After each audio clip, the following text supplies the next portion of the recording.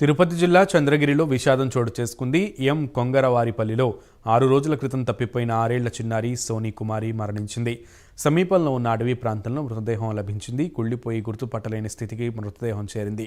జార్ఖండ్ నుంచి కూలి పనుల కోసం వలస వచ్చిన రాజేష్ నాయక్ కుమార్తె సోనీ కుమారి అదృశ్యం కాగానే ఆమె తండ్రి రాజేష్ నాయక్ పోలీసులకి ఫిర్యాదు చేశారు.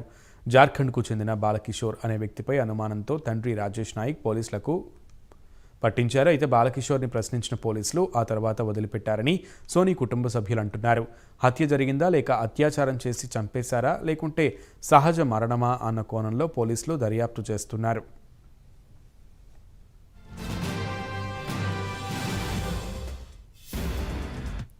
अभी तक नहीं आया है तो बताओ। अब पुलिस वाला को भी हम लोग जो लेके गया था इधर से मेरा बच्ची को, उसको भी हम लोग पकड़े, वो भी आया।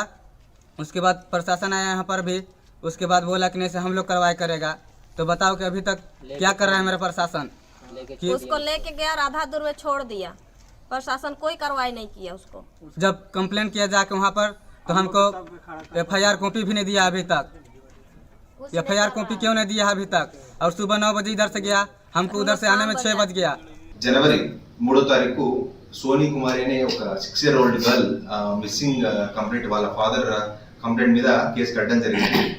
ఈ పాప 2వ తారీఖు ఈ మధు బ్రిక్స్ ఫ్యాక్టరీ అని చెప్పి కొంగరవారిపల్లి సమీపంలో ఉన్న ఒక ఈ ఇటుకల బట్టిలో పనిచేయడానికి జార్ఖండ్ నుంచి వచ్చిన ఫ్యామిలీలో ఒక చిన్న పాప. దానికి సంబంధించి 2వ తారీఖు పాప మిస్ అవ్వడం జరిగింది.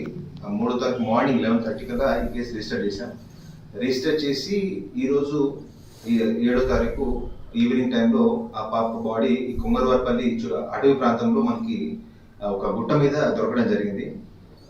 ఈ బాడీని ఒక 4 days నుంచి మనము డాగ్ స్క్వాడ్ని స్పెషల్ పార్టీని పెట్టి మొత్తం ఆ ఏరియా మొత్తం క్లీన్ చేయిస్తే ఈరోజు ఈవినింగ్ గా బాడీ మనకి ఐడెంటిఫై అయింది.